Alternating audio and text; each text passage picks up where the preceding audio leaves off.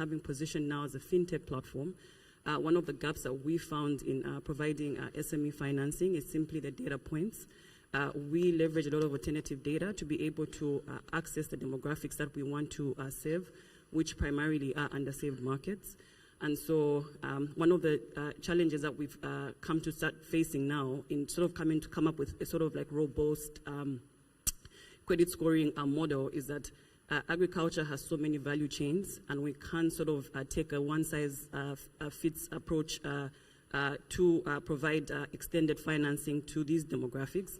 And so we're finding ourselves having to look at machine learning and AI to sort of start to teach our AI to look at the different value chains. So be it seed farmers who are doing soya beans with longer farming cycles. We look at aggregators or agri-processors who have shorter farming cycles. And so what becomes some of the channels that we can use to be able to do this. And so it's been very challenging for us coming out of Zambia with lack of data points, with lack of expertise to be able to help teach our machine learning and our AI to be able to do these sorts of things. And also just having worked under the ICRA bundles with our bundle partners in demographics or spaces where we found that women entrepreneurs or farmers have like very clear data points, so transaction history, we can get location information. We've found ourselves having challenges to really connect with them in terms of the products that we wanted to scale with them. So for example, solar irrigation pumps, which are basically surface pumps that they can leverage to use in between farming cycles. But as we did a lot of market research, we found that in these spaces, the streams, the small rivers dried up 4 years ago. So what becomes the new approach into really reaching these farmers and providing microfinance? And those are just some of the heavy challenges that we found dealing with in this space. Thank you. Thank you very much. And I think we heard a clear example. Yes, a round of applause is true. We can hear a clear example on how we actually can supercharge the TAT delivery with making sure that farmers actually have the capabilities of act upon their decisions, thanks to the fintech platform. With that, I actually would like to turn to Mr. Zwedi. We have never met until 5 minutes before, although yes, our souls have met in the fields in Zambia and Malawi, where your organization is working with conservation agriculture and many other technologies. You have the finance, you have the seed, and you have the magic of turning the soil. Over to you. Yeah, I think my gadget is working. Yeah, because I seem to be honest, so the magic has worked for me. Thank you, Mr. Moderator. I work for an organization called Total Land Care. We are registered in Malawi, Mozambique, Tanzania, and Zambia since 1999. Also, as you can tell from the name Total Land Care, but also from our unique selling proposition, which is prosperous communities on healthy lands. It means we support communities to increase productivity, production, and also profitability, meaning also that we help farmers to access markets. But at the same time, we also ensure that they protect their natural resource base. So while looking at production, productivity, and accessing markets, we ensure that farmers, manage their resources, manage their soils, manage their forests, manage the water. We work with many organizations. Of course, government, all of us have to work with government. We work with the national agriculture, research systems. But also, as the moderator has said, we have been working with the international research centers also for many times, with CIMIT, CIAT, ICRISAT, ICRAF, but also recently we have also been working with the ISIPE on some of the innovative ways of controlling fall armyworm, stalk borer, and also witchweed. I think we are good at mobilizing resources. We have worked with all the donors you can mention, USAID, KfW, EU, Norwegian government. And our total funding over, the last few years, averaging about between $5 and $7 million per annum. We also had reached a peak of 12 million, which I'm saying that because it's important that we mobilize resources if we want to scale up. And I think we are very creative when it comes to that area. The relevance of this meeting for us as an organization, when we design our projects, we need to demonstrate to the donors, but also more important to farmers, that these practices work for them. Farmers will always ask, is this practice better than what I've been doing as a farmer? Is it less labor intensive? Is it producing more? How is the quality of the produce? Can we sell it on the market? So for us, this science bit of this, what we're talking about here, is very critical for our program designs. We need to convince our donors. They always ask, is this going to make a difference? So I think it's important that we're here, and I think we're, as I've mentioned, we're very key stakeholders in terms of outreach, because we're in the front, we're on the ground, we are there wallowing in the mud with farmers. So I think we are the best partners for outscaling. Thank you very much. Thank you very much. Yes. And I think you made very clear, and I'm going to stay a bit closer to you and rub your sleeve so that some of your fundraising luck comes also to us. Yes. But more importantly, you said, let's ask the farmers. So I am going to ask the farmers, and luckily we have one leading lady who's working with 190,000, and we just made the commitment you're going to add 10,000 more, so we can say 200,000 farmers in your area, in the Chitetezo Farmer Federation. And very interestingly, you told me you're working data-driven to supercharge your farmers. So over to you. Yeah. Good morning, everyone. Can you hear me? Yeah. Just to introduce the Federation, first of all, this Federation was formed in 2021 to overlook on the farmers' needs. We are mostly allocated in Zambia, to the eastern part of it, and we've got a mission of removing poverty from our communities, build a better future for our people, and a safer and more protective environment to sustain our needs. For us to work with this federation, we are partnering with Community Markets for Conservation, and we are overheading about 190,000 throughout Eastern Province. And these 190 farmers are in cooperatives at chiefdom level, where we are working with these farmers. The way we started with poachers, identifying poachers who are destroying the wildlife. And after identifying this, we came out and finding a solution on how we can help them so that they can change their livelihood. For them to change, we provided some small inputs for them to start farming rather than doing poaching.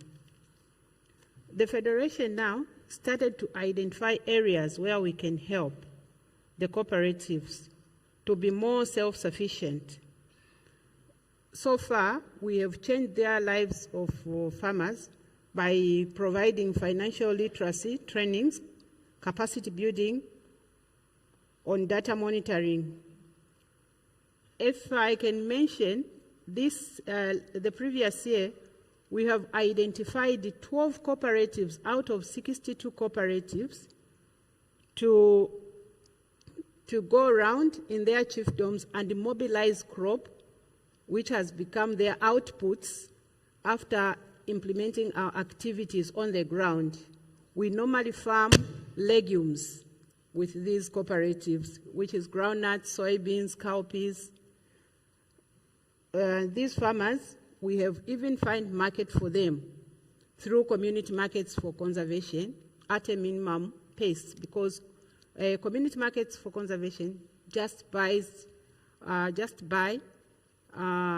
limited crop for its consumption or for its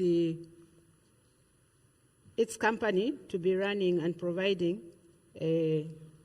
value addition to those crops. So our farmers have improved, their livelihoods has improved from the time we started. We can see now that they have improved to 3/4 of their harvests. And we are seeing that those farmers are hunger-free now. Thank you. Thank you. And so, last but absolutely not least, we go to Aminau. Can you tell us a little bit, based on your experience and on the involvement in research technology delivery in West Africa, what would you identify as 2 top essential ingredients of the success? Thank you very much.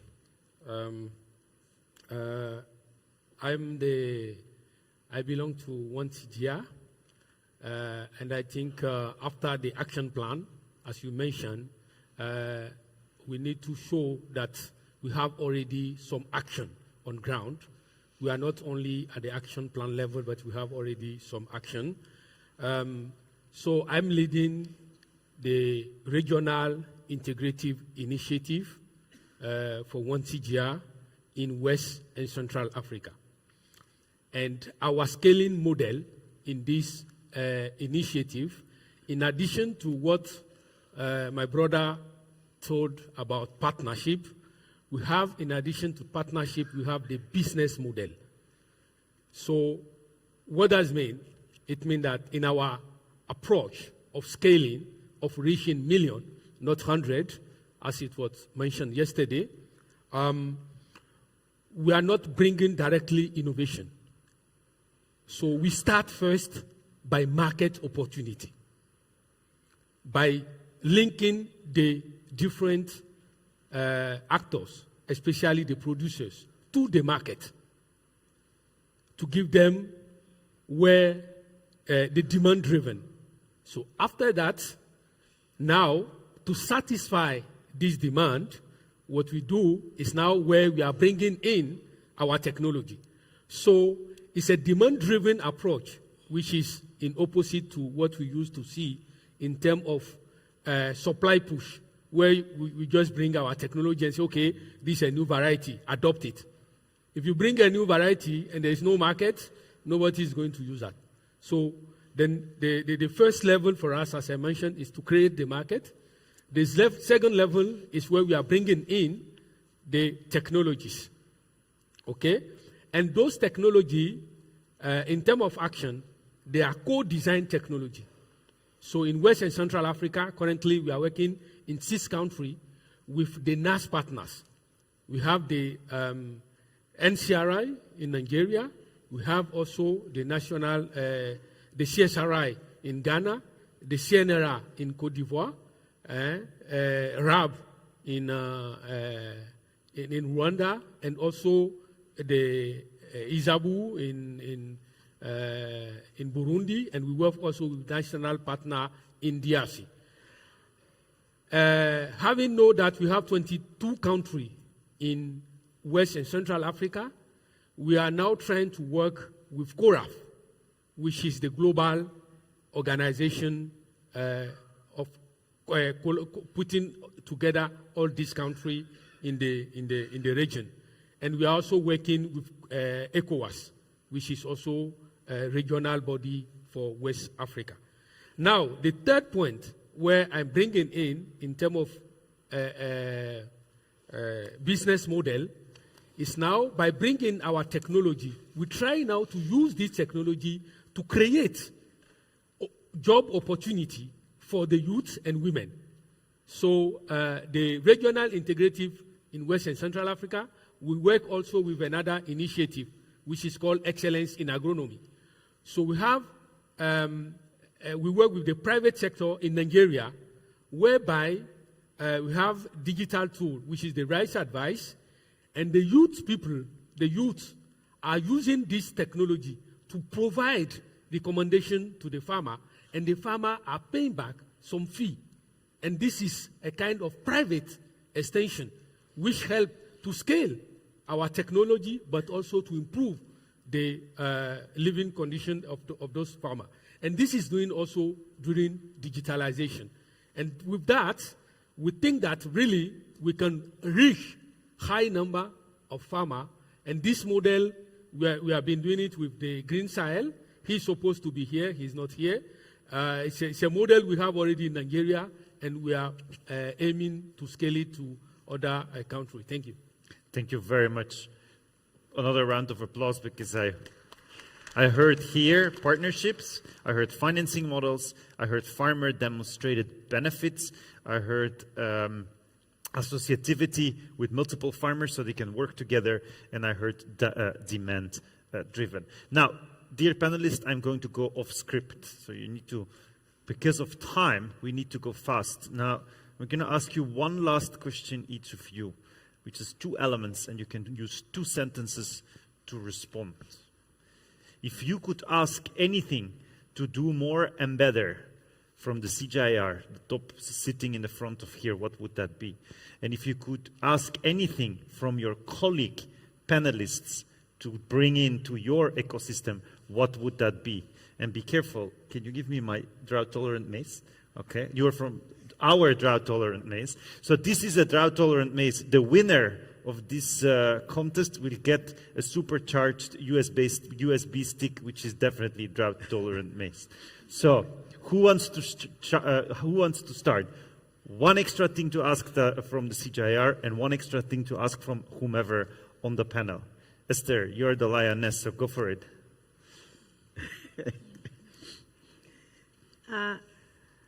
First and foremost, I would ask CGIAR to help us at the Federation to come up to find out on how we can stand strong on our own and receive those fundings direct to the cooperatives and help the farmers which are implementing on the ground.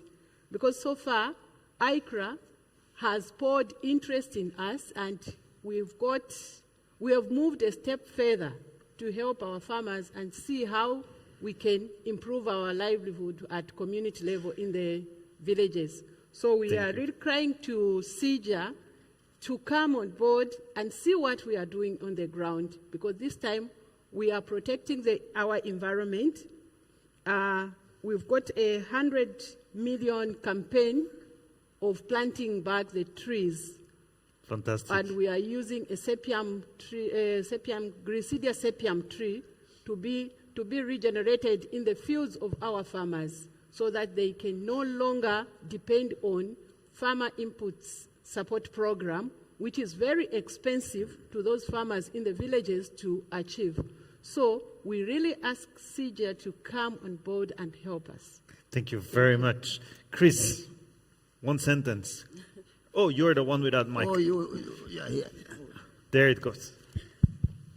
One sentence for me, within the CGIAR, let's know that we cannot do it all by ourselves.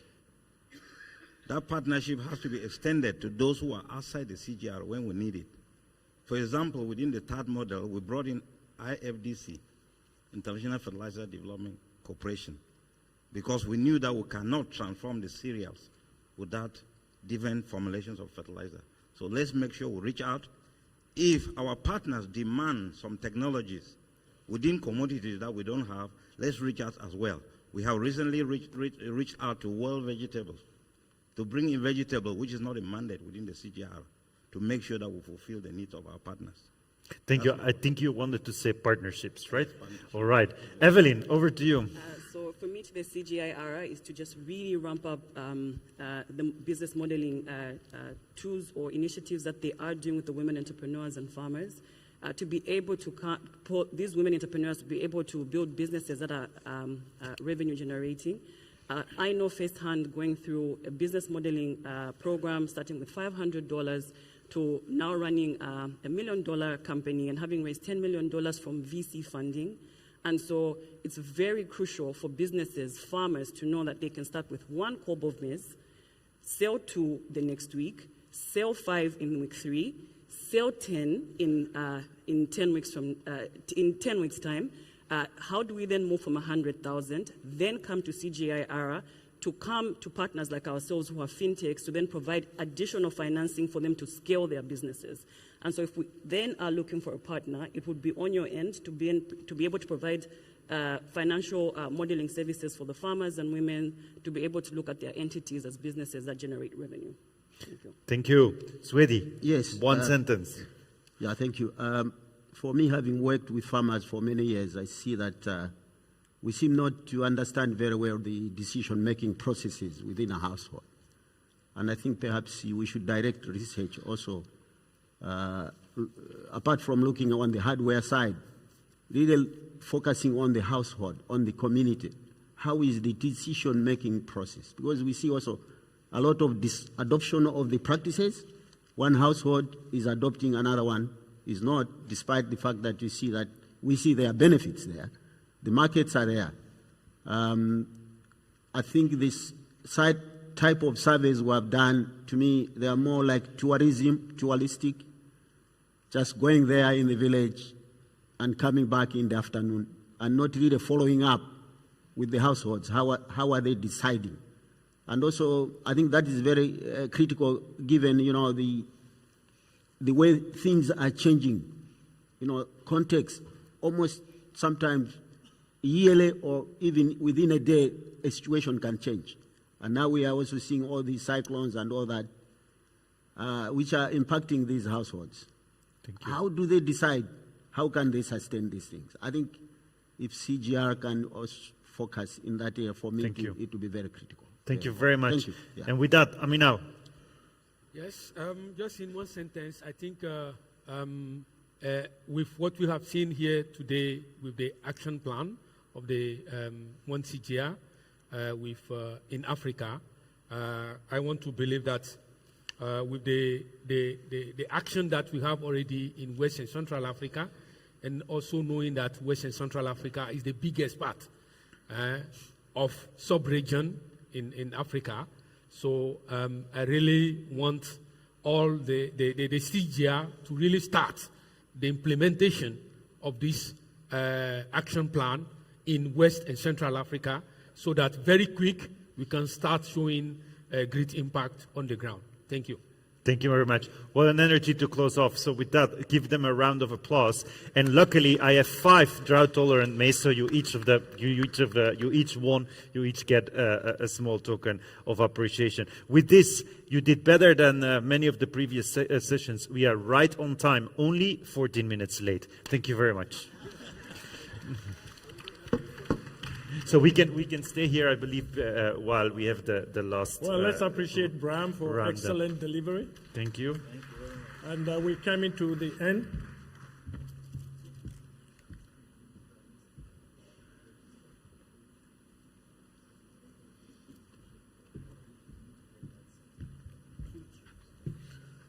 Okay, before I forget, there's field trip this afternoon for those who are interested.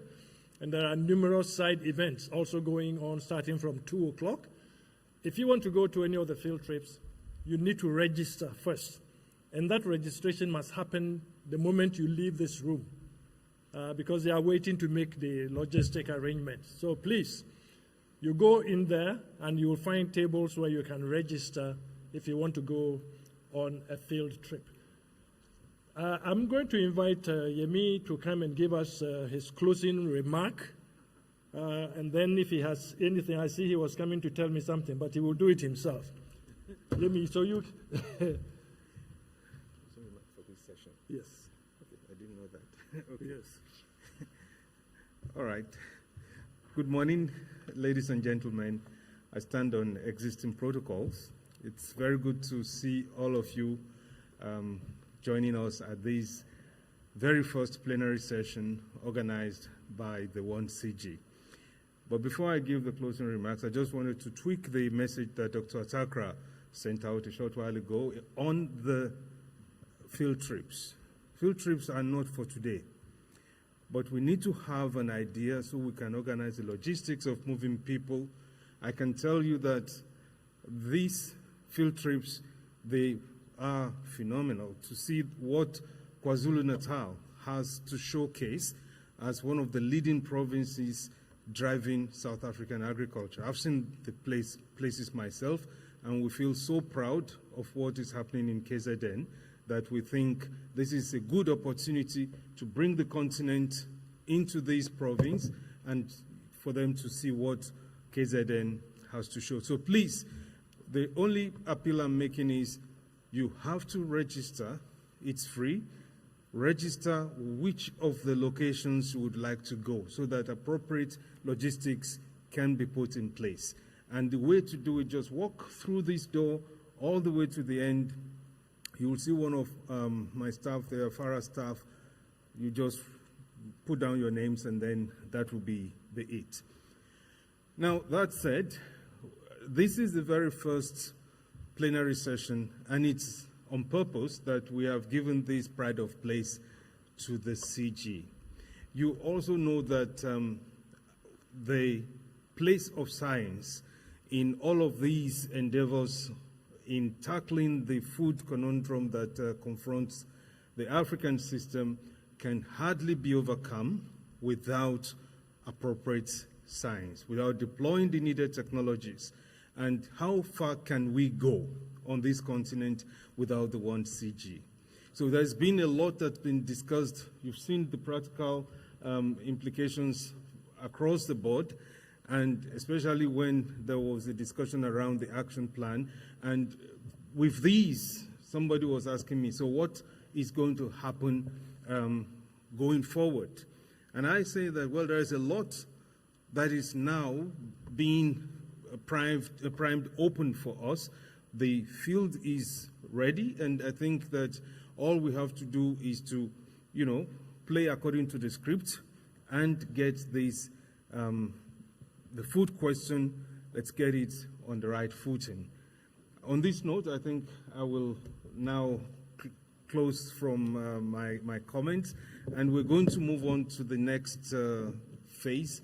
Amma, tell me, are we having a coffee break now, or we're going into the... All right, so I'm being guided that we're now going to have a coffee break, after which we're going to have the parallel sessions. And please note which of the 3 parallel sessions you'll be attending and look out for the venues, and then we'll take it on from there. Thank you very much, Kwesi, and thank you, ladies and gentlemen.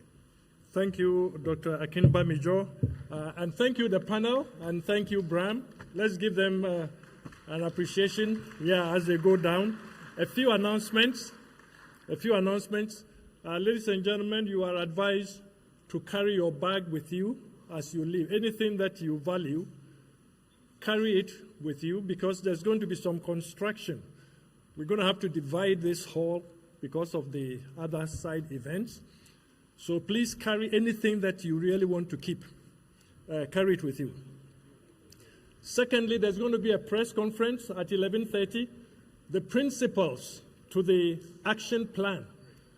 We are going to have a press conference. Members of the press want to talk to us. So I see Claudia there, and the other principals, Dr. Fall, and Dr. Yemi, a number of us. So it will be in room number 12. The press conference will be in room number 12. Finally, for the side events, there are still some changes taking place, and all these will be on the screen. So when you come back from coffee, you can see the changes on the screen. If your side event has been, the location has been moved, we will also send messages to your various emails to alert the organizers of these changes. Enjoy your tea, enjoy your coffee, and it's nice having you this morning. Thank you.